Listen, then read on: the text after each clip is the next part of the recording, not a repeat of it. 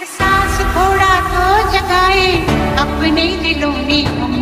सिंदूरी गालों वाला सूरज जो करे ठिठोली, क्या नाम है अपना जहां में खड़े हैं कहां पे हम। शर्मीले खेतों को ढकने चूनर पीली पीली, घूंघट में रंग पनघट में रंग चम चम चमकीला। वंदे मातरम, वंदे मातरम,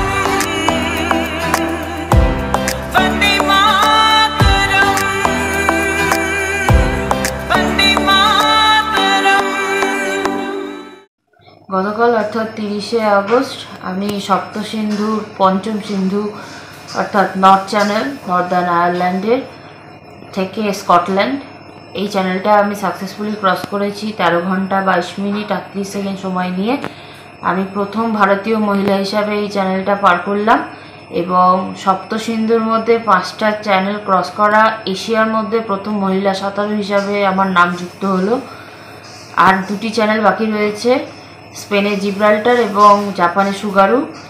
প্রচুর জেলিফিশের আক্রমণ এবং এগেনস্ট টাইডের জন্য আমি যথেষ্ট বিধ্বস্ত, কিন্তু সাকসেসফুলি ক্রস করতে পেরেছি, এটাই আমার কাছে সবথেকে বড় পাওনা।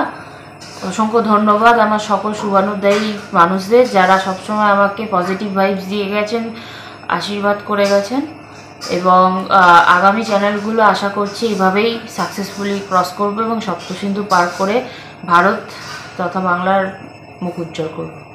एहसास थोड़ा तो जगाए अपने दिलों में हम।